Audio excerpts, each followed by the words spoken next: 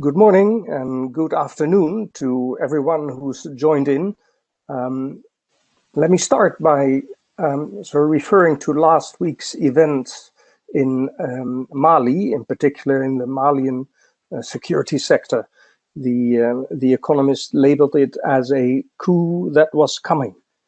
It shows us how political dynamics and political economy dynamics need to be central to our assessments of security sector governance.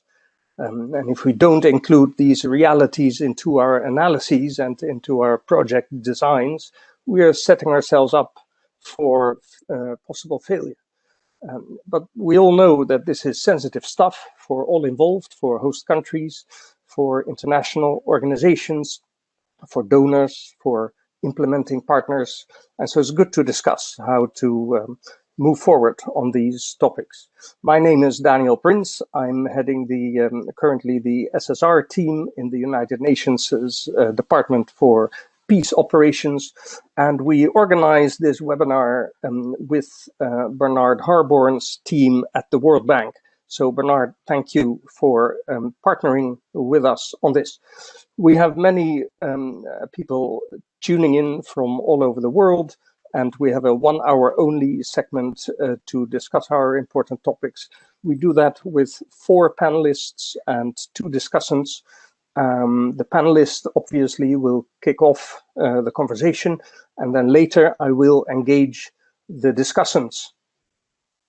And others who have joined us through YouTube can submit questions or remarks, and a few of which we aim to tackle at the end. And Bernard will then wrap up our conversation. So let me quickly, just very shortly, introduce the panelists that we have with us. It's Mr. Khalid Medani, the chair of the African Studies program at McGill University in Montreal.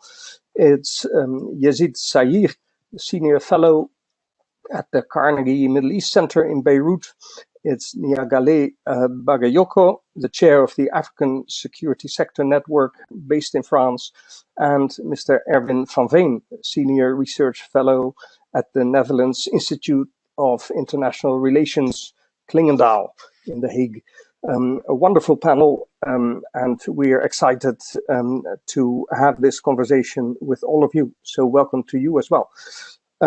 We try to do this in 4 main segments. First, our conversation, and each of these segments will take about 10 minutes, and each of them will sort of be guided by a question. I'll pose the question to one of the panelists. The panelist will reply only for 3-4 minutes, and then other panelists will jump in for an even shorter period of time, so that after a 10-minute conversation on a topic, we can move to the next one. That's a bit the way we try to structure this. Of course, we'll be flexible on it, but in the end, we'll need to fit it all into a 1 hour segment. Without further ado, let's just start this and move to issue 1 that I'll particularly aim at Khalid. Khalid, the question here is, why is it so important for international development and peace-building practitioners to grasp the political economy, the politics, and the power relations in the security sector? Over to you. I want to thank all my colleagues on the panel and thank the United Nations folks and the World Bank as well. It's difficult for an academic to limit oneself to just 3 minutes, but I'm going to try to speak very fast, or at least highlight some important points. I think it's kind of an honor to be asked this question as an academic. And the first kind of intervention I would make is that the importance of understanding the political economy, politics, and power issues associated with the security sector is a question that I believe academics, frankly, have already come to terms with. And so what I want to do is that just highlight conceptually why that is important for practitioners and development actors to take into account, but also empirically using the case of the Sudan. Conceptually, and as you probably know, most everyone here knows, is aware that the notion of the deep state or the parallel state or the weak state in Africa, Middle East, other regions has already really defined and made very clear the very close connection between the bureaucracy, political actors, and the security sector. So it's a question that if you ask an academic, they would be a little bit surprised, because the literature, of course, is there and it's very comprehensive. There are, of course, variations. A deep state is a concept that travels differently and has different meanings in different regions. In the case of the African continent, and particularly the Horn of Africa, I would really label this nexus between the security, political establishment, and the bureaucracy as a parallel state, or as a weak state. I think that that would be very, very useful for us. I think that we kind of have to begin with this kind of provocative, maybe a truism, but that the security sector is the political sector, and the political sector is the security sector. You know, that is something that's very, very important to keep in mind. We can refine our understanding of the deep state in these contexts, or parallel state, in our discussion, which is really important. But I wanted to be very clear about the consequences of this by highlighting Sudan very quickly, and maybe mentioning just a few points that I think are very, very important for development practitioners to understand with respect to why they need to understand this connection.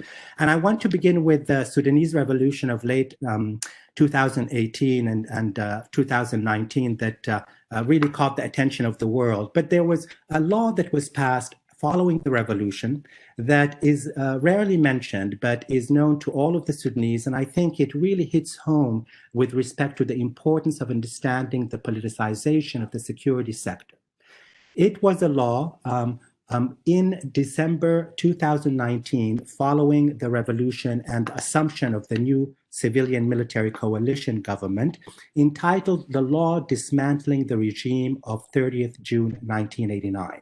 The reason I emphasize this law is this law was met with great celebration among all of the Sudanese activists who waged the revolution and all civil society actors. The law, in addition to dismantling the public order law that policed and regulated the behavior of women, was very specific about dismantling the institutions, not just the previous government, but the institutions of the security state in Sudan that was built up in the past 3 decades. And the reason I want to highlight this is because one of the things that we don't really always focus on is that a deep state can only exist where citizens are unable to express their voice, where they're unable to practice civil liberties, where there is no promise for democratic elections. So here I want to tie the democratic aspirations of the revolution in Sudan to their own call, implemented and promulgated by this law to dismantle the security sector that had, of course, underpinned the authoritarian regime of Sudan. So I would really encourage practitioners to look at this law and its origins, the international practitioners and development, to understand the kind of political will associated with the dismantling of a security sector that has overwhelmed the aspirations and freedoms, really, of civil society and the Sudanese. So I want to just highlight just a few points. I'm sorry I'm going a little bit along with respect to directly why understanding this nexus between the security sector and politics for development practitioners is key. Number one, I'm going to do it via bullet points a bit. Number one, there can be no entry point for economic development or economic policies absent a real understanding of the politics of the security sector. Because the relationship between this sector, the security sector, and the private sector, and even the public sector in these kind of states is intermeshed. I can give you examples of Sudan. There, of course, Dr. Sayegh will give you many examples of Egypt. So there is no sustainable, effective interventions in terms of economic growth and development absent this understanding. The second point is that there's no entry for human rights work and no really effective, sustainable promotion of civil society and democracy or democratic transition which of course is a normative aspiration, but for many of us, it's a really very important concern. The reason for that is obvious, of course, and that is the relationship between the security sector, let's say in the Sudan or in Mali or Somalia, that is the paramilitary militias that are part and parcel of the parallel state, are directly linked to human rights violations in places like Darfur or Eastern Sudan or the southern regions of the three conflict areas in the country. A third element is that is not often highlighted, but has been emphasized by the Sudanese activists who waged the revolution, the Sudanese people, and that is that there can be no strong national defense, no strong national army. One of the things about these parallel states or deep states in the context of the Horn of Africa in particular is that they are directly linked to a weakened national army. Without a strong, autonomous, institutionalized, and legitimate national army, which is what the Sudanese are working towards at the moment, there can be no security around the borders and no peace across the borders, which is such an important aspect of international security and regional security issues. The number 4, there can be no effective peace building, I believe, and I think it's quite obvious, and practitioners, I think, would know this even more than I can represent here, because the way that militias, paramilitary militias operate. Put very simply, there are 2 elements that I think you're aware of. Number 1, paramilitary militias mobilize ethnic ties and ferment ethnic conflict in order, of course, to gain and defeat their rivals, let's say as in the case in Darfur, which is happening currently. Another element that I've done research on, and I think it's obvious to most, and that is that there is no way to deal with stopping the wave of recruitment of young people into paramilitary militias if one does not understand the relationship between the security sector and local politics. That becomes a really, really important aspect. Finally, there can be no, and I want to, well, I have much more to say, but I want to emphasize, maybe in conclusion, that for those interested in democratic transition, here you will note that I'm returning to how one can actually deal with the problems associated with the deep state. There can be no transition to democracy absent an understanding of the securitization of governance structures. In the case of Sudan, for example, in the previous decades, local governors, just a very important empirical example, were and continue to be appointed by the military and even more importantly in Sudan, by the security services. That becomes a really important aspect to keep in mind. And I want to highlight for those really interested in delving into these themes much more closely, using Sudan as a case, to look at what is happening with respect to the negotiations, the historical negotiations in Juba at the moment associated with the security arrangements. If you look closely at the protocols associated with the ongoing historic security arrangements being brokered by civilian military leaders and armed insurgent leaders, you will see that all of these things that I mentioned are part and parcel of the protocols. Encapsulated into one, practitioners must understand the root causes of these conflicts and the historical aspect, and that is an empirical question, of course, which is very, very important.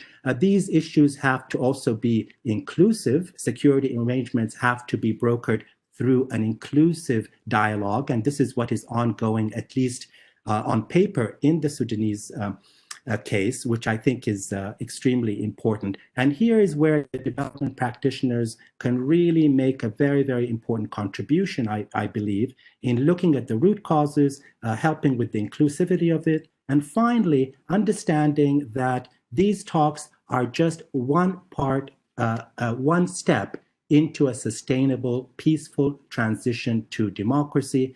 The talks now hinge, and their sustainability hinge on whether they will eventually be ratified through a constitutional conference and an elected government of the Sudanese people that ratifies these security arrangements, that gives them legitimacy in order to sustain them.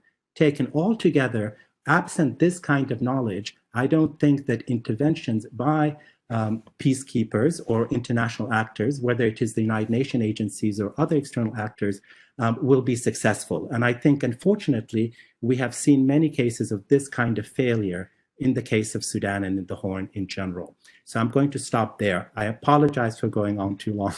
Thank you, Khalid. Fascinating stuff. Yes, slightly too long, but that, you know, it's good to have a kickoff that everyone sort of, you know, relates to. Let me check just with other panel members if there's any immediate remarks that you would wish to have, or questions or insights from your side. Yazid or Niagale or Erwin?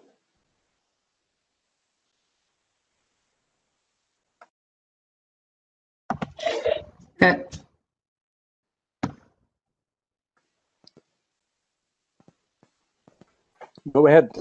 Okay, no, just to say that I will react just after, but the notion of a parallel state or a deep state are a lot to do with what I will talk about, which is hybrid security governance. Thank you. Very nice, and very good to sort of, approach the issue of a parallel state through saying it may exist, but on the other hand, you know, it is in practice. In practice, it is very much part of what the state is about at that moment. And so it forces us to take into account what's happening there and what the dynamics are. So thank you, Khalid, for the moment. I'm sure we come back to these themes all the time.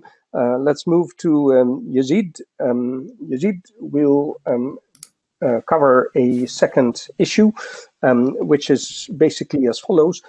When national security actors deploy rent-seeking strategies, as we know, rent-seeking is about accruing wealth without benefits for others, basically. When they do that, how does that affect the United Nations and World Bank interventions and those of others in the field of sustaining peace? Yazid? Thanks. I'm going to jump straight in and say first that I draw my remarks from the experience of Arab countries. And secondly, that I'm going to focus on the term in the question, which is rent-seeking strategies, rather than black market or other illegal economic activities, bureaucratic corruption, etc., even though there may be significant overlap between rent-seeking and these other forms of, you know, bluntly illegal activities. And that's because use of the term strategy implies an activity that is both sustained and that reproduces itself over time or adapts to changing circumstances, such as, for instance, reforms or programs that are maybe brought in by the government or by external partners. And so rent seekers tend to adapt to these rather than sort of give up or disappear entirely. Secondly, the other broad takeaway I want to offer, and I'm going to leave my case studies till later for the discussion if I run out of time, that rent-seeking, in the manner I'm describing it, derives its principal opportunities and its principal resources from the formal structures and frameworks, legal and otherwise, of the state or that are provided by the state. In other words, rent-seeking isn't something that happens, you know, cross-border smuggling, black market activities exclusively. Rather, the most important rent-seeking is the kind of activity that takes place at the expense of state resources or national resources, and that is enabled by legal, administrative, and other systems of the state. Even if then the actual accessing of resources is conducted informally or even illegally. Third, that despite similarities between the national armed forces, the military, on the one side, and police and other law enforcement or internal security agencies that normally come under ministries of interior on the other side, although there's a lot of similarity between the two, in fact, they're very different in terms of a lot of things. Their legal basis, one is purely military, the other has a civilian character. They come under different legal codes and systems, but they also have different relationships to coercive power and to rent seeking.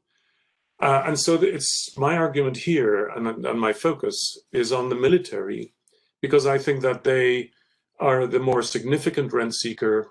They're better able to position themselves to tap into the major sources of rent in many countries, certainly in the Middle East and North Africa region. And so in most cases where we do find that police and internal security actors are getting involved in various forms of rent seeking, this tends towards black market activity, corruption, bribery, and where they become more major rent seekers is usually in a context of state breakdown. You can think of Libya, Yemen, Syria, and elsewhere, where they become militarized and in a sense are military actors and not purely any more police actors. Now, the key takeaway I want to offer is that in the most prominent cases in Arab countries of rent-seeking strategies by military actors, the armed forces, these strategies, I think this is predictable, closely reflect and replicate the wider political economy of the country. In other words, the military do what other actors do in the system.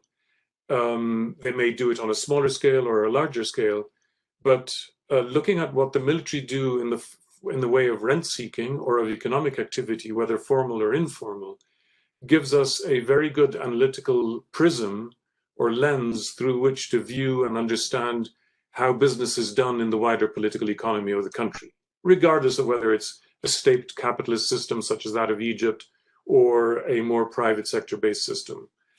And so the sort of subsidiary point here is that the actual volume or value in absolute terms of military rent seeking or of military economic and commercial activity may in fact represent a small percentage of GDP, of gross domestic product. So in absolute terms, it might seem insignificant, 1%, 2% of total value, for instance, depending on the methodology we use to estimate value. Generally speaking, my argument is based on, for instance, my major report last year on the Egyptian military economy, is that the actual percentage is small. However, that is not to say it's not insignificant, not because of the military's focus, or not only because the military tends to focus on some of the most lucrative rent-seeking streams or rent streams.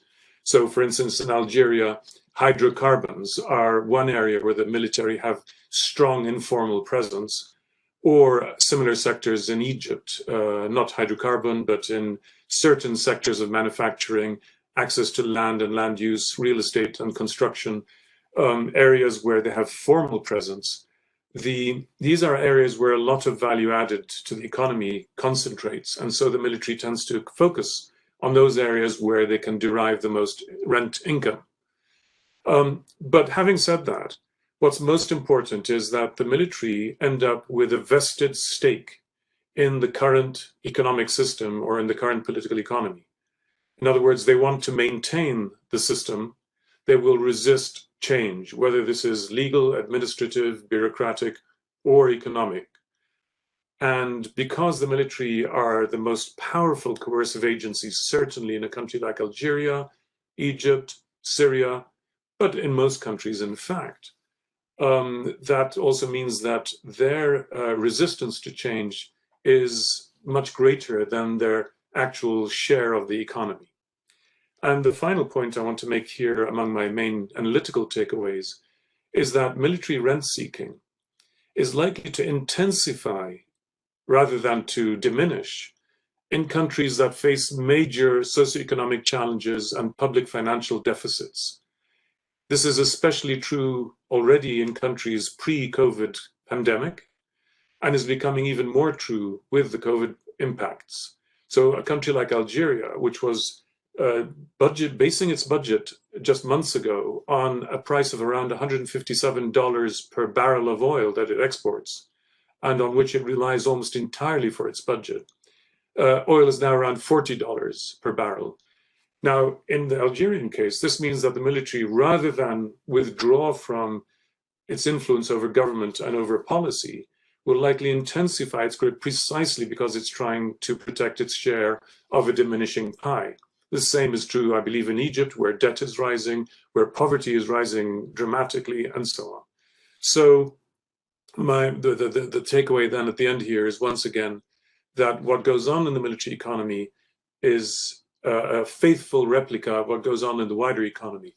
Reforms that aim at changing crony economics or rent seeking in the wider economy will probably fail for all sorts of reasons, but one is that if they fail to take into account the military share and stake in the system and the immense political power it can bring to bear, even when its actual financial power is much less. I'll stop there in order to allow for discussion of case studies later on.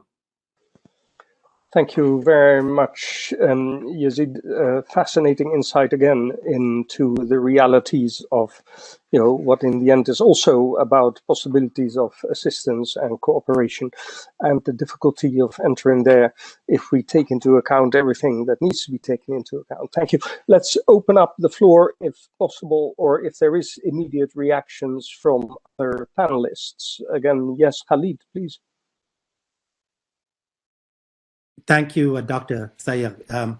It's just fascinating, especially kind of your understanding of how the military manipulates the legal mechanisms in order to naturalize this rent-seeking strategies, which I think is just absolutely important. It's why we have to be careful, I think, about overstretching the concept of a deep state or a shadow state. So I think that your contribution, of course, I'm familiar with your work as well. The one issue I wanted to ask is issues of relative autonomy with respect to external actors. This is not only important for the Middle East region, but it is important also for the Horn of Africa and other African countries. One element that I wanted to ask you to expand on is really the relationship between these rent strategies and geopolitics. I think in the case of the Horn of Africa, maybe I didn't emphasize enough, we use these terms to simplify matters in these kind of discussions, but without understanding the role of the Middle East or the role of Ethiopia or the role of Chad, Libya, it's very difficult to come to terms with these rent-seeking strategies. So in your work, and what is your understanding? Are we talking about some countries like Egypt who have more relative autonomy with respect to the military and their rent-seeking strategies as opposed to other neighboring countries? Or where does the role of these, what we call strategic rents, the external relationships of the countries, because the Middle East is, in particular, the Middle East and North Africa has a particular kind of role to play in that respect. So if you could just elaborate on that for us a bit. Yazid. Excellent question, and an important corrective of or a correction to my approach. Certainly, the geopolitical context is extremely important in multiple ways, not just one. In some cases, such as Egypt or arguably Lebanon or Tunisia, in very different ways, Western security assistance is extremely important. And can represent something like anywhere from 1/3 to 2/3 of domestic spending on the military. But more important, I think, in Egypt is the prime case of this, is that, I'll be blunt, totally blunt, given our audience. Egypt has a very large military economy. It's unique among the Arab states in having not only an extremely extensive military economy that is not the defense industry alone, but rather is a massive involvement in the delivery of civilian goods and services, all done formally under laws that are issued by a parliament or the government or by the president mostly, that empower and enable a large array of military agencies to set up commercial companies to compete in markets directly with the private sector while competing for public sector contracts, which they get on an uncompetitive no-bid basis. Now, that is an example. Almost everything that happens in the military economy in Egypt, and frankly, in a large part of the economy generally, is rent-seeking. It establishes what I think of as an extractive relationship between these powerful state institutions, principally the army, but also the interior minister and others, which are given the primary access to public contracts and procurement in a system which the International Monetary Fund has demanded be standardized into a single procurement law, and which, after dispersing nearly $14 or $15 billion to Egypt in the last 4 years, has still not happened and will not happen. And this is the answer to your question, Dr. Madani, that basically Western governments, international financial institutions, and multilaterals, EU bodies, etc., place a much greater premium on the geopolitical relationship with Egypt than they do on all their talk about genuine economic market reforms. The private sector in Egypt is squeezed, it's marginalized, it has no say in policy. This is a state command economy, despite all the talk about privatization and all the rosy talk from international institutions. And if you read hardly between the lines of, say, the International Monetary Fund's reports on Egypt in the last 2 years alone, you'll see that they're basically saying Egypt is not actually delivering on several key things that would start to transform the entirety of this rentier system, including its military component, which once, finally, the IMF referred to about 1.5 years or 2 years ago, once, which is amazing, although never since. Thank you very much, and we'll come back to these topics. Thanks. Let's move for the moment then now to issue 3. Again, it interlocks with the other topics that we've already discussed, and this is one in particular for Niagale. The question is, how does a lack of understanding of the political economy and politics of security in a country, how does that lack of understanding affect the success of programs on security sector governance? Niagale? Okay, thank you. I think it is first important to focus on the challenges. The first one, according to me, is that security sector reform policies conducted on the African continent by international partners tend to focus mostly on state institutions, governmental, established stakeholders, legal framework, etc., or codified standards. And in fact, most of SSR processes are more often than not concentrated on the formal arrangement of the states and security institutions, even if there are, of course, some programs who try to engage civil society organization or the media, but it's not at all central in the global approach of the global international approach to SSR. And I think that such approaches are in fact fundamentally at variance with the underlying realities of the African context, where many political and social transactions, not least in the security sector, take place in the context of informal norms and systems, and where a wide range of institutions operate alongside or within nominally formal political institutions. And I think that this may well account for many of the limitations of efforts to reform the security sectors and its governance systems. Of course, controlling the state dimension of security remains essential, but the way we do understand the states is in fact at stake, I think.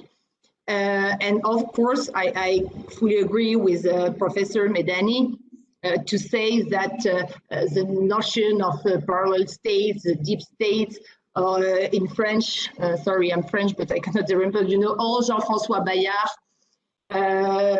works on La Politique du Ventre have a lot to do in the way the state itself should be understood and approached.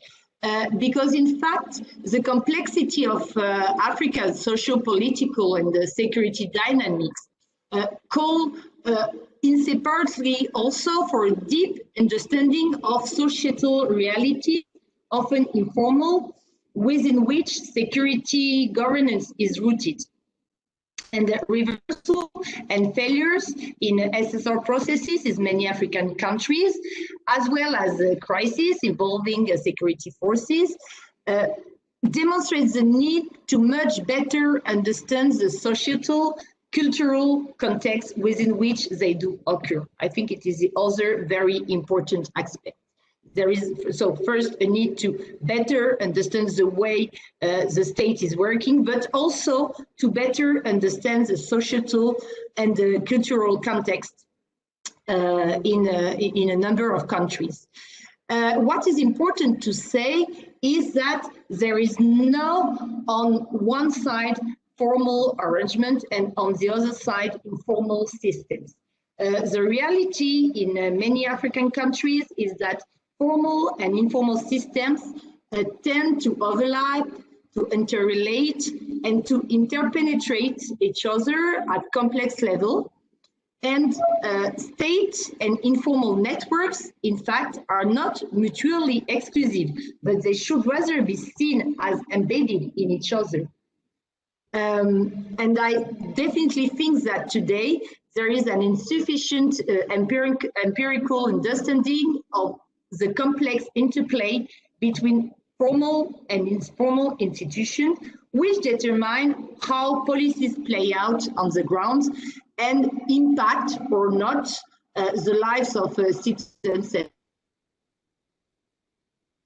We'll just take a number of examples which are taken from a different country where I've been making researches or trying to implement some programs. For instance, we all know that African states rely formally on national armed and security forces, but as was just said, it is also very important to look at the indirect strategies in building alliance with elites at the local level, taking into account traditional standards and authority, as well as customary justice, or by shrinking tacit agreements with security forces, including militias installed by a rural or urban communities, as was just said by my two fellows. It is also very important to look at those shadow mechanisms within the state itself. For instance, what I would call the fatherhood mechanisms, which are recruitment and promotion processes, parallel chains of commands, artificial volume of the workforce, the political economy of military camps, for instance, sale of rice, sale of fuel on the black market, or alternative resources such as bribery, but also the securitization of mine sites, for instance, in countries like Guinea. And I do agree that there is a need to differentiate the rent-seeking practices in the military and the police forces, but sorry, I have no time to develop, so I'm making a mix. There is also the power structuration, which is very important, and micropolitics and power relations around resources within military and security apparatuses themselves. And from this aspect, I think we should pay attention or repay attention to the so-called civil-military approach, which in fact have been put aside at the benefits of the SSR approach, which was much more comprehensive, much more interagencies, etc. But there are a lot to be criticized in the civil-military relations approach, but something which is very interesting is that it is based on power relations analysis. And this is something we should be back to pay attention to. It is also very important to look at the different historical relations. Yazid talked about the importance of the historical background. I agree, no, it was Medani, sorry, but I definitely think that understanding the relations, for instance, between inside communities themselves. We saw, for instance, in Mali, how important it was. It's not enough to say, yes, there is a need to integrate much more Tuareg in the military or to integrate much more Fulanis, because in fact, themselves are characterized by internal, very complex relationships, which are based on superiority and hierarchical relations, and they do matters. For instance, when it is coming to DDR. We saw that between, for instance, Iforas and Imrad in Mali. I will be very quick because I think we are running out of time. But I think that we at ASSN, we consider that the concept of hybrid security can be very useful and relevant to approach and understand all those dynamics, and also to help decision makers to integrate much more those perspectives, because they explain the difficulties they can experience on a daily basis. It is no more possible, I think, to pretend that all those systems are functioning as Weberian rational states, which is in fact the hypothesis behind all the SSR programs we're all promoting today. I think that, for instance, there is a need to identify empirically which hybrid processes, on the one hand, foster inclusion and accountability, and which, on the other hand, reinforce exclusion and violence and impede the emergence of democratic security governance. I think the hybrid security approach can also help to provide a better understanding on how and for one oversight mechanisms work in situations where parallel chains of commons or parallel channels of influence actually determines the allocation of resources and security provision. I think such a perspective should also be integrated in program design, for instance, in human resources policies, in legal frameworks, and also I think just to finish, they could help in the design of oversight as well as monitoring and evaluation processes. Because I think this point is absolutely key, because I am growingly convinced that there is a real problem with the M&E approach, which is presently used and promoted. I think that most of the indicators which are used today are absolutely out of the real pictures. So I think that formalizing indicators, taking into account informality or hybridity, would really help in having much more impact on the ground. So I will stop there. Thank you very much.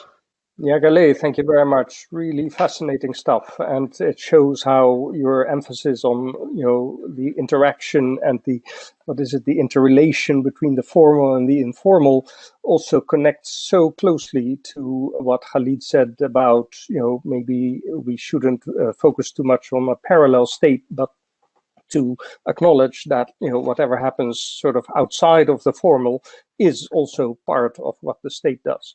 Anyway, thank you for that. Let me quickly see if there's any immediate reactions from the three other panelists. If so, go ahead. I wouldn't mind chipping in a few thoughts, Danielle, if that's okay. Yes, go ahead, Erwin. Thank you so much. Well, wonderful. First of all, thank you for your warm welcome at the beginning, and thanks to Bernard as well. And then, of course, to the previous intervenants for their exposing and sharing their thoughts so elegantly. one very brief point to pick up on what Niagala just made, I think, in terms of highlighting the overly state-centric focus of much SSR work.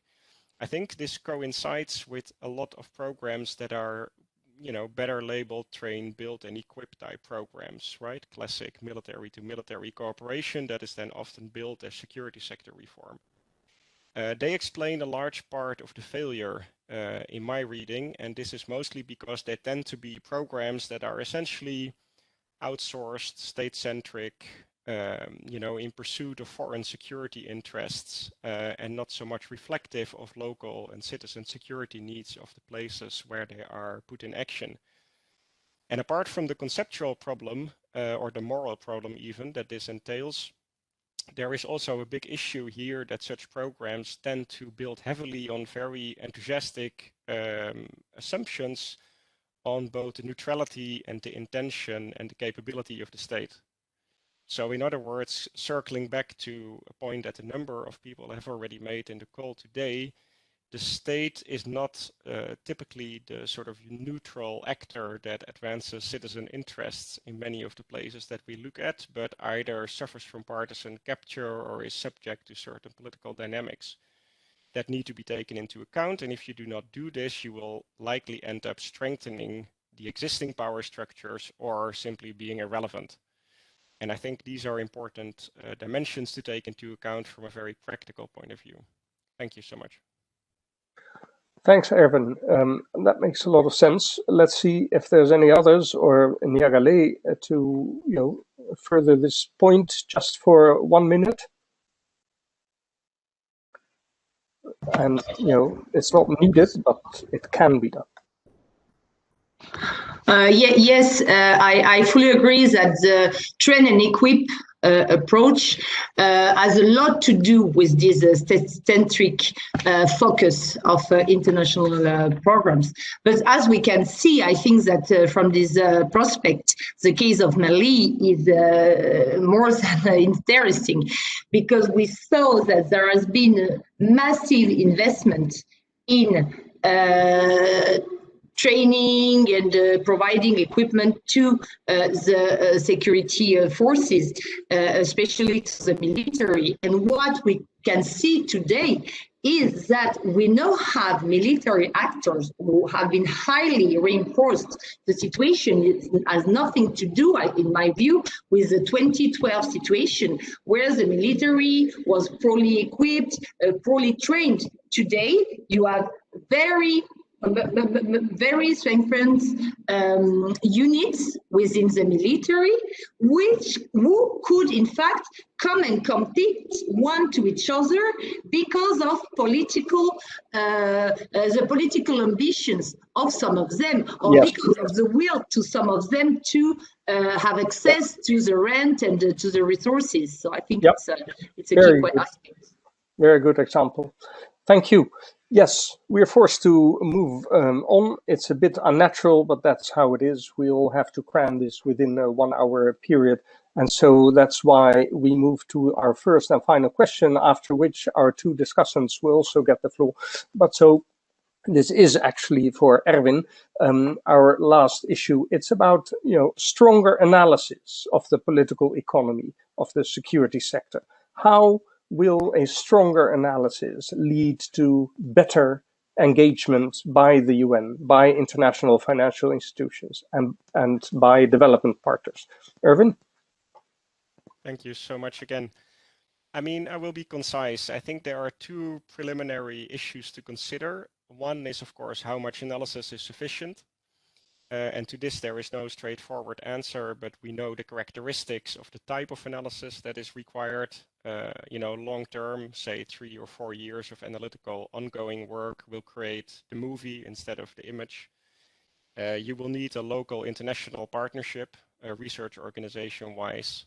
And also you need a linkage, of course, between the policy and the analysis, because you can produce really good analysis, but if there is no link with the people who try to program or serve in a peacekeeping operation or something like that with sufficient time to make good use of it, we're not going to see any impact. The second preliminary point is that, of course, good analysis is no guarantor of success. In other words, there will always be major issues of high politics and power, like in Mali, as you started the call with, that will intervene in even the best run program that benefits from the best possible analysis.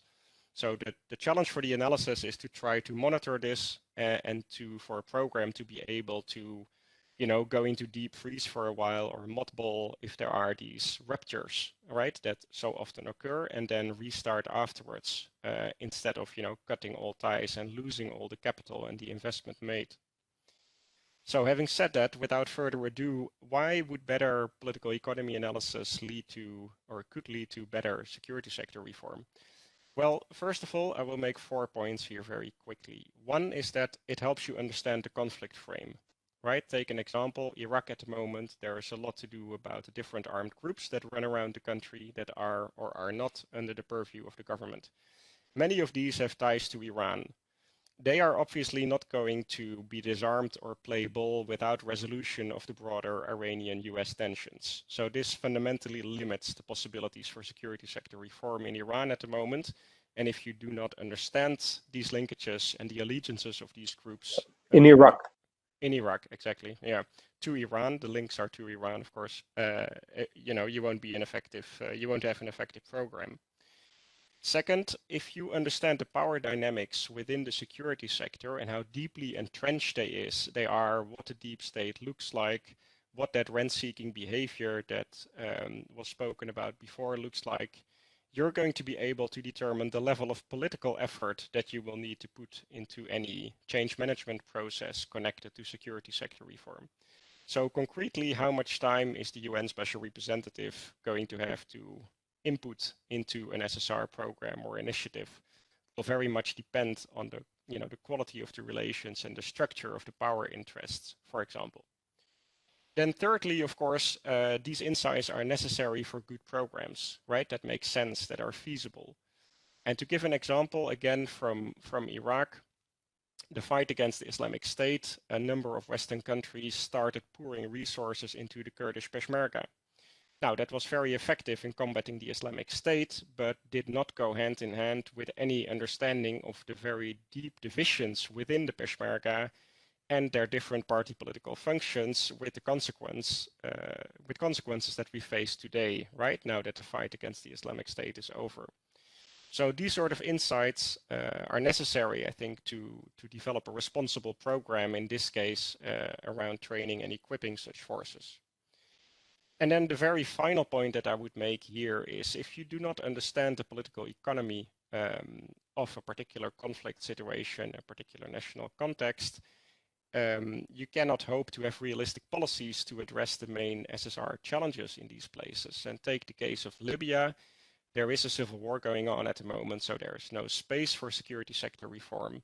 But nevertheless, all indicators point to the need for a decentralized model of security provision in the near to medium term future that benefits maybe from a central backstop, but needs to respect the geographical diversity of Libya and the different factions that hold sway at the moment. So that variation needs to be respected, and at the same time you will need to co-opt certain elements of the Libyan security elite, in part warlords. You need to understand who they are, what their interests are, what may induce them to collaborate with any security sector reform efforts, and translate that into a policy that can actually guide your program set on the ground. So that's what I would say to this topic, and thanks again for the time to elaborate on these issues. Erwin, thank you very much. Very nice to have, in only a few minutes, quite an extensive overview of what's needed in these fields. I actually would want to go straight away to the discussants to include them in our conversation. There's two of them, Hans Born, Assistant Director and Head of Policy and Research Division at DCAF in Geneva, and Alex Berg, Assistant Professor of Political Science at Georgia State University and a USIP Fellow. Can I start with Hans? After you've heard, our four, let's say, presentations and this conversation, what are your sort of immediate thoughts? Hans, over to you. Daniel, Can you hear me? Everything? Yes.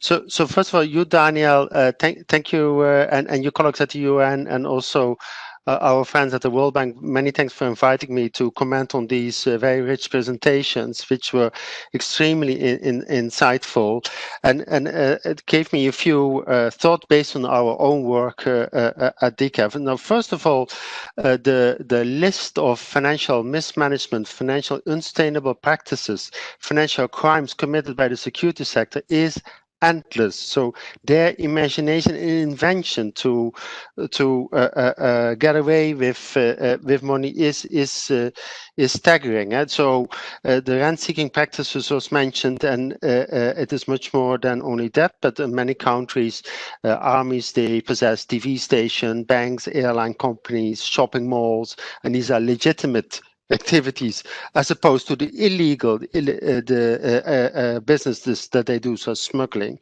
But we shouldn't forget also, which is maybe in size of money not so big, but also the police is here also very active, but we call it more retail corruption. It's a small corruption. Every time that you have to cross a roadblock, you have to pay $10. If you have to report a crime, the higher the crime, the more you have to pay, which has hugely also gender ramifications, because those are very heavy crimes, and many times women don't want to dare to come forward with these. Then you have also the issue of ghost armies, that those are soldiers that don't exist, and the salaries are pocketed by their commanders. Or you have on the other side security service, intelligence services whose officials have not been paid for months in a row. I only mention this that it makes really clear that it is necessary that we have to governance this better, and only to give train and equip and give them the goodies and the weapon systems is not enough. It is about the management of these things. And let me give a few examples of how we at DCAF try to contribute to this, and admittedly this can be much broader also.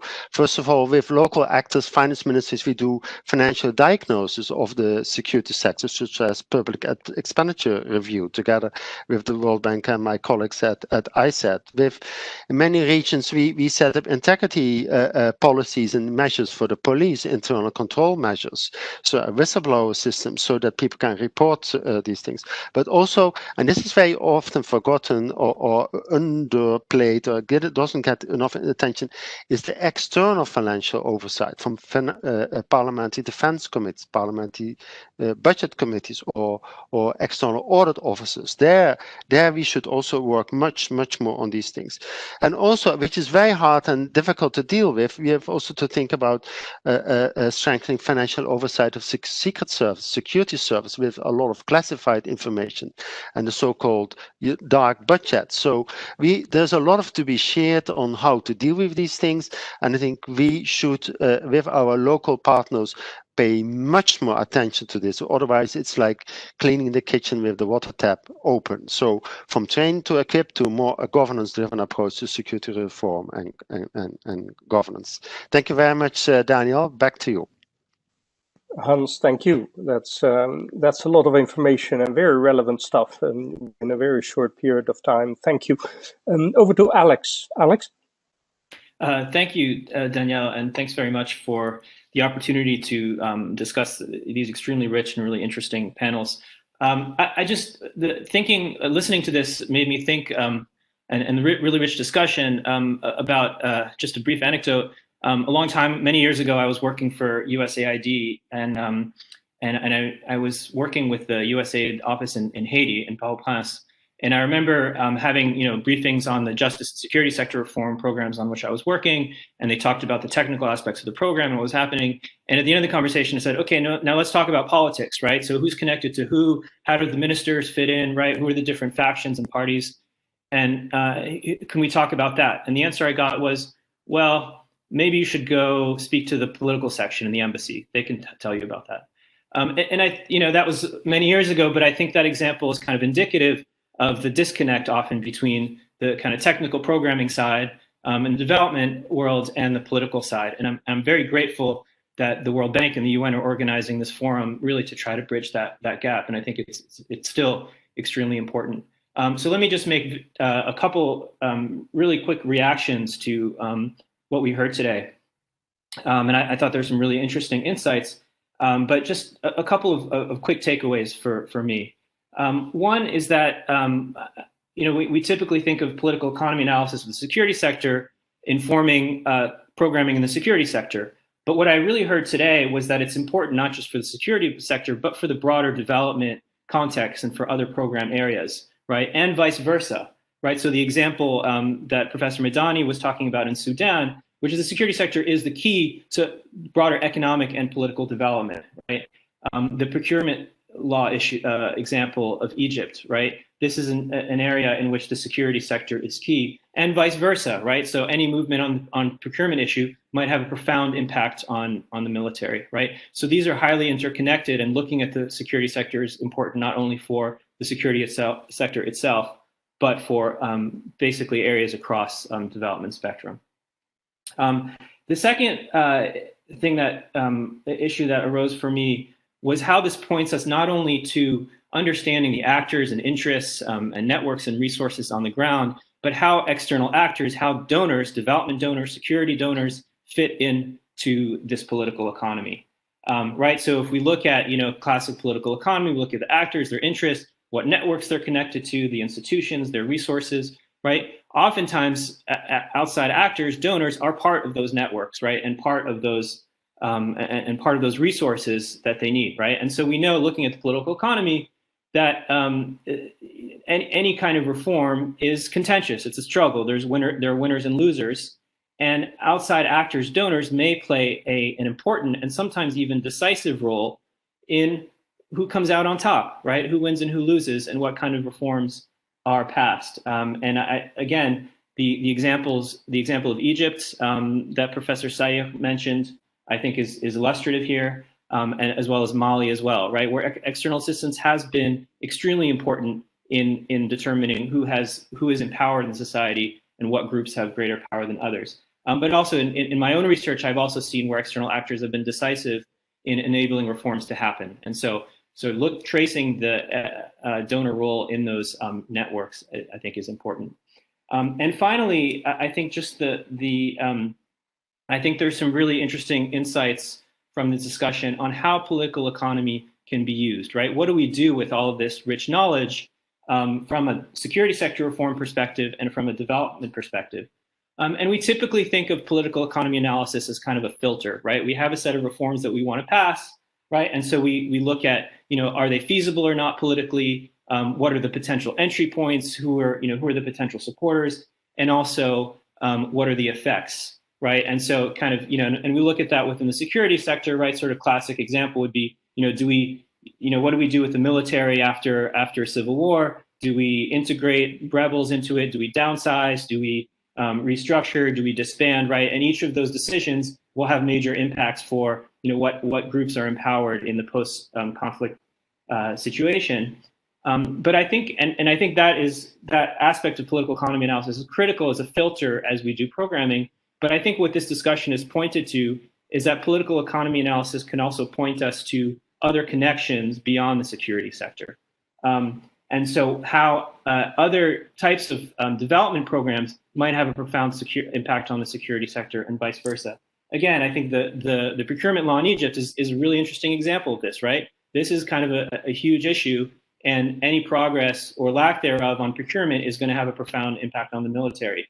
Erwin mentioned the example of Libya, right, where there was a huge issue sort of early on in the civil war, and more recently on oil sales, right? And this is an economic issue. It's a macro fiscal issue. It has profound effects on the relative power of the factions, on local level political dynamics. Getting to Niagale's point, and so how the economic side of the house deals with this question of oil sales and whether and how they're released and how they're managed has huge impacts on the fragmentation of the security sector, and the ability, and as well as local level security actors and how they integrate with the central state.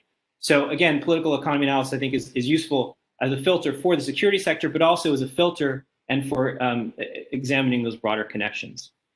So that's just, I think, the really kind of interesting points. Obviously, there was a lot more really rich discussion that can be drawn out. But just, again, thank you to the organizers for putting this together. And I look forward to continued discussion. Well, thank you very much, Hans and Alex, for your informed contributions and reflections on what was just brought up. Maybe we get a few minutes extra, actually, but we do need to leave soon. I take one question from the audience, and then I'll ask one or two panelists to really quickly respond to that. And after that, I hand over to Bernard. Basically, the question from the audience is about the fiscal side of things and, the real economy side of political economy. What tools is the question? What tools do we have for understanding the effect of macroeconomic changes on security institutions? For instance, fiscal crises' impact on security institutions' effectiveness. Is that something that anyone feels immediately prompted to say something on? The floor is open.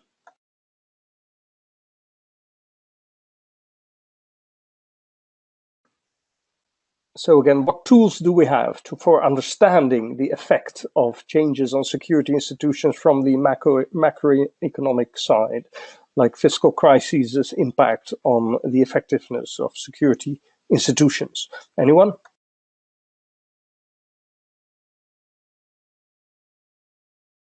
And if you wish, there's no one answer to that. There's no one causal relationship or one indicator you can take that necessarily, results in certain conclusions.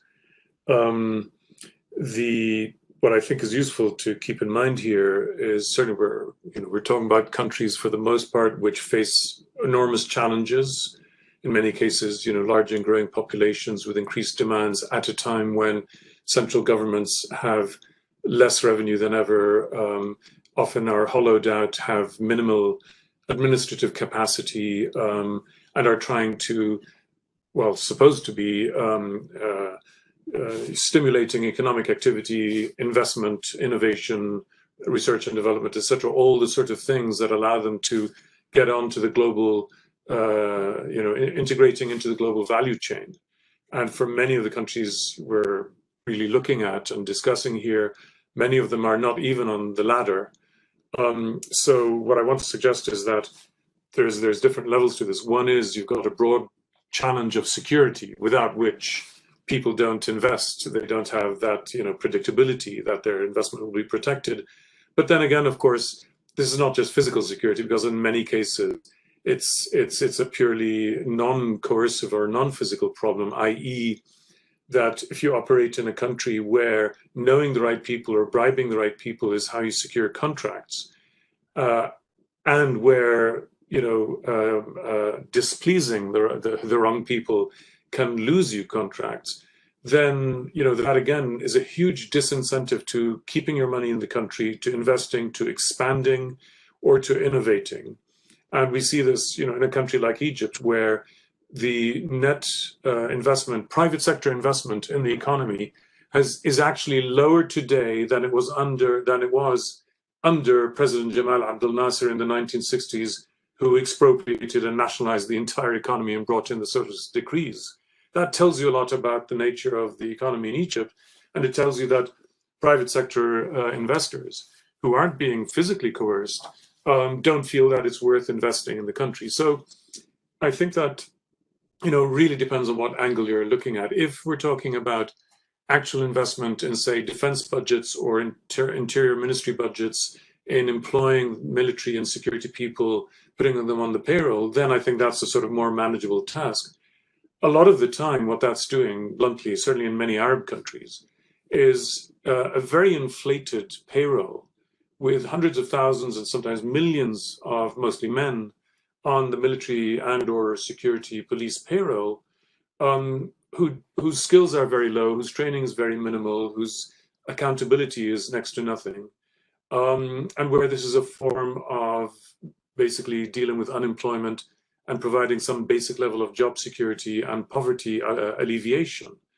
So again, how do you measure that in security terms? Well, the good thing is it's keeping men with guns or men off the streets and employing them? On the other hand, is it actually helping with the overall stability of the country and of the economy? I'll stop there. Thank you. Thank you for those reflections, Yazid. Much appreciated. I think from our side, we'll thank all panelists for really fascinating contributions, and I'll hand over to Bernard right away for closing remarks. Bernard. Yeah, thanks. Look, everybody, this has been a great discussion. We're hitting the hard time limit. So just very briefly, I go to Khaled's opening points about the big wake-up call. Obviously, these kind of discussions are very much around in terms of academia. The development discourse changed in the early 2010s, 2013. There was a number of books coming out, Carruthers, Ben Ramelingham, and others, where aid said, right, it's all very much about power and politics before you start engagement. And I think this conversation reminds us of that. And there are a number of initiatives out there, such as the Thinking Working Politically, the WDR, our own, the World Bank reported to 2017, which are really going to these issues. We're more observers in the security space than practitioners, but I think this conversation is a good wake-up call. And it's still amazing that too often we don't have these really critical discussions that we had today. And I think, as Alex said, this symbiotic relationship, it's not just the security sector, it's also the impact of the economy on the security sector and vice versa. So thanking you. Whether this is a watershed moment, we'll see, but that's somewhat incumbent upon the parties here, the UN and the bank. We do have a work stream on this, and certainly we'll be coming back to those involved and also those who may be interested in the wider audience, which we'll be looking at how we engage in these very difficult environments, how we don't withdraw, we learn and adapt, and how we can influence positive pathways. So I will end there as my voice gives out, and thanks very much again. Thank you to everybody. We're ready to sign off, and we'll continue this in other fora and other times and other places. Many thanks. Bye-bye.